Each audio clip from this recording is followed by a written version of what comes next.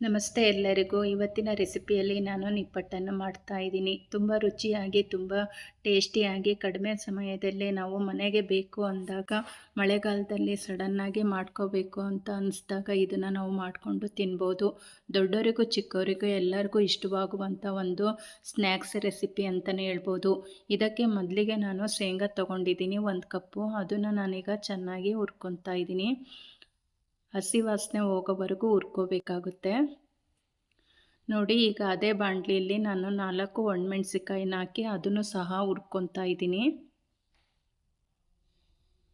ಇದು ಗರಿ ಗರಿಯಾಗಿ ಹುರ್ಕೋಬೇಕಾಗುತ್ತೆ.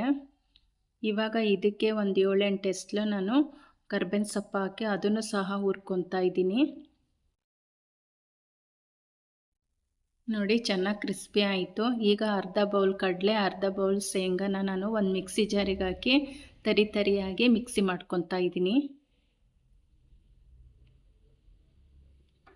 ನೋಡಿ, ಹೀಗೆ ನಾನು ಮಿಕ್ಸಿ ಮಾಡ್ಕೊಂಡು ಇಟ್ಕೊಂಡಿದ್ದೀನಿ. ಈಗ ಒಂದು ತಟ್ಟೆಗೆ ನಾನು ಈ ಪುಡಿನ ಹಾಕ್ಕೊಳ್ತಾ ಇದ್ದೀನಿ. ಈಗ ಇದೇ ಜಾರಿಗೆ ನಾನು ಒಣಮೆಣಸಿನ್ಕಾಯಿ, ಕರ್ಬೇವಿನ ಸೊಪ್ಪನ್ನು ಹಾಕಿ ಸಹ ತರಿಯಾಗಿ ಮಿಕ್ಸಿ ಮಾಡ್ಕೊತಾ ಇದ್ದೀನಿ. ನೋಡಿ, ಈ ಥರ ಮಾಡ್ಕೊಂಡಿದ್ದೀನಿ. ಈಗ ಇದಕ್ಕೆ ಒಂದು ಸಣ್ಣ ಬೌಲಲ್ಲಿ ಮೈದಾ ಹಾಕ್ಕೊಂಡಿದ್ದೀನಿ. 2 ಸ್ಪೂನು ಚಿರೋಟಿ ರವೆ ಹಾಕ್ಕೊಂಡಿದ್ದೀನಿ. 1 ಕಪ್ಪು ಅಕ್ಕಿ ಹಿಟ್ಟು ತೊಗೊಂಡಿದ್ದೀನಿ ದೊಡ್ಡ ಕಪ್ಪಲ್ಲಿ. ಇದಕ್ಕೆ 2 ಸ್ಪೂನು ಬಿಳಿ ಎಳ್ಳು, 1.5 ಸ್ಪೂನು ಜೀರಿಗೆ ಹಾಕ್ಕೊಂಡಿದ್ದೀನಿ. ರುಚಿಗೆ ತಕ್ಕಷ್ಟು ಉಪ್ಪು ಹಾಕ್ಕೊಂಡಿದ್ದೀನಿ. ಈಗ 2 ಸ್ಪೂನ್ ಎಣ್ಣೆನ ನಾನು ಬಿಸಿ ಮಾಡಿ ಈಗ ಹಿಟ್ಟಿಗೆ ಸೇರಿಸ್ಕೊತೀನಿ. ನೋಡಿ, ಎಣ್ಣೆ ಈ ಥರ ಬಿಸಿಯಾಗಿ ಚೊರ್ರಂತ ಸೌಂಡ್ ಬರಬೇಕು, ಆವಾಗ ಅದು ನಿಪ್ಪಟ್ಟು ಕ್ರಿಸ್ಪಿಯಾಗಿ ಬರುತ್ತೆ ಅಂತ. ನೋಡಿ, ಈಗ ಹಿಟ್ಟಿನ ಜೊತೆ ಈ ಎಣ್ಣೆ ಚೆನ್ನಾಗಿ ಮಿಕ್ಸ್ ಆಗಬೇಕಾಗುತ್ತೆ.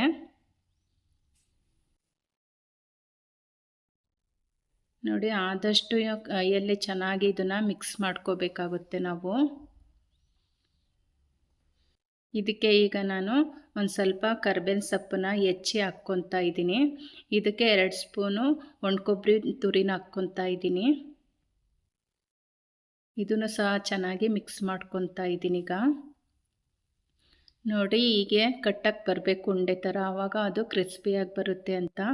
ಇವಾಗ ಸ್ವಲ್ಪನೇ ನೀರು ಹಾಕ್ಕೊಂಡು ಚೆನ್ನಾಗಿ ಗಟ್ಟಿಯಾಗಿ ಕಲಿಸ್ಕೋಬೇಕು.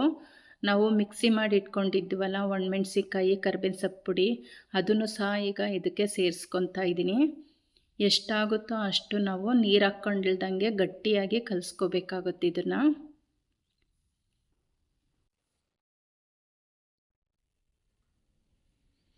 ಬೇಕು ಅಂದರೆ ಮಾತ್ರ ನೀರು ಹಾಕ್ಕೋಬೇಕು. ಆದಷ್ಟು ಗಟ್ಟಿಗೆ ಕಲಿಸ್ಕೊಳ್ಳಿ ಇದನ್ನು.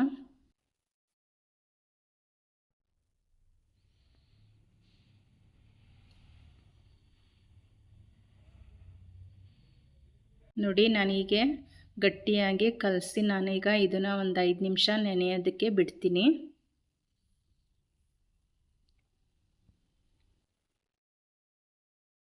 ಅಷ್ಟರಲ್ಲಿ ಒಂದು ಬಾಣಲಿಗೆ ನಾನು ಎಣ್ಣೆ ಹಾಕ್ಕೊಳ್ತಾ ಇದ್ದೀನಿ ಬಿಸಿ ಮಾಡೋದಕ್ಕೆ.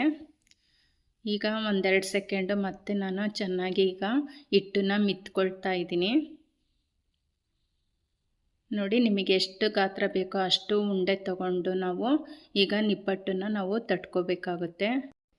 ನಾನು ಎಣ್ಣೆ ಕವರಲ್ಲಿ ತಟ್ಟಿ ತೋರಿಸ್ತಾ ಇದ್ದೀನಿ. ನೋಡಿ, ನಿಮಗೆ ಎಷ್ಟು ದಪ್ಪ ಬೇಕು ಅಂದರೆ ದಪ್ಪ ಮಾಡ್ಕೋಬೋದು, ತೆಳ್ಳಗೆ ಬೇಕು ಅಂದರೆ ತೆಳ್ಳು ಮಾಡ್ಕೋಬೋದು. ನಾನು ಇಷ್ಟು ದಪ್ಪಗೆ ಮಾಡ್ಕೊತಾ ಇದ್ದೀನಿ. ನೋಡಿ, ಎಡ್ಜೆಲ್ಲ ಚೆನ್ನಾಗಿ ಈ ಥರ ಪ್ರೆಸ್ ಮಾಡ್ಕೋಬೇಕಾಗುತ್ತೆ. ಈಗ ಇನ್ನೊಂದು ಸಹ ನಾನು ತಟ್ಟಿ ತೋರಿಸ್ತಾ ಇದ್ದೀನಿ. ನೋಡಿ, ಚೆನ್ನಾಗಿ ಎರಡನ್ನ ಈಗ ನಾನು ತಟ್ಕೊಂಡಿದ್ದೀನಿ.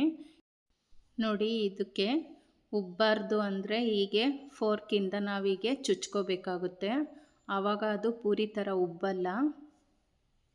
ನೋಡಿ, ಎಣ್ಣೆ ಕಾದಿದೆ. ಈಗ ನಾನು ನಿಪ್ಪಟ್ಟನ್ನು ಒಂದೊಂದಾಗಿ ಬಿಟ್ಕೊತಾ ಇದ್ದೀನಿ.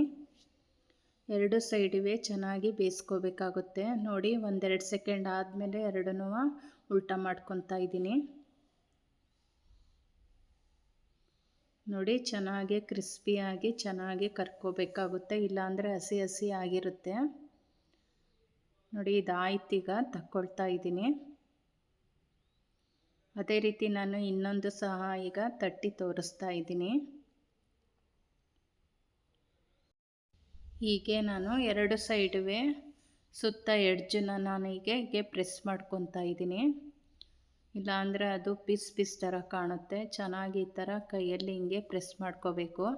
ಕೊನೆಯಲ್ಲಿ ಈಗ ಫೋರ್ಕಿಂದ ಹೀಗೆ ಚುಚ್ಕೊಂಡು ಮತ್ತೆ ಎಣ್ಣೆಯಲ್ಲಿ ಬಿಟ್ಕೊತಾ ಇದ್ದೀನಿ. ಎರಡು ಸೈಡುವೆ ಚೆನ್ನಾಗಿ ಈಗ ಕ್ರಿಸ್ಪಿಯಾಗಿ ಕರ್ಕೋಬೇಕಾಗುತ್ತೆ. ಮಳೆಗಾಲ ಸ್ಟಾರ್ಟ್ ಆಯ್ತಲ್ಲ, ಈಗ ನೆನೆಸ್ಕೊಂಡಿದ್ದ ತಕ್ಷಣವೇ ನಾವು ಇದನ್ನು ಒಂದು ಅರ್ಧ ಗಂಟೆಯಲ್ಲೂ ಸಹ ಮಾಡ್ಕೊಬೋದು. ನೋಡಿ ಎಷ್ಟು ಚೆನ್ನಾಗಿ ಬಂದಿದೆ ಅಂತ. ನೋಡಿ ಕ್ರಿಸ್ಪಿಯಾಗಿ, ರುಚಿಯಾಗಿ, ಟೇಸ್ಟಿಯಾಗಿ ಸಡನ್ನಾಗಿ ನಾವು ನೆನೆಸ್ಕೊಂಡಿದ್ದ ತಕ್ಷಣವೇ ಮಾಡಿಕೊಂಡು ಮನೆಯಲ್ಲೇ ಸಹ ತಿನ್ಕೋಬೋದು. ನೋಡಿ ಎಷ್ಟು ಕ್ರಿಸ್ಪಿಯಾಗಿ ಬಂದಿದೆ ಅಂತ. ನನ್ನ ವಿಡಿಯೋ ಇಷ್ಟ ಆದರೆ ಲೈಕ್ ಮಾಡಿ, ಶೇರ್ ಮಾಡಿ, ಕಮೆಂಟ್ ಮಾಡಿ, ಸಬ್ಸ್ಕ್ರೈಬ್ ಆಗಿ.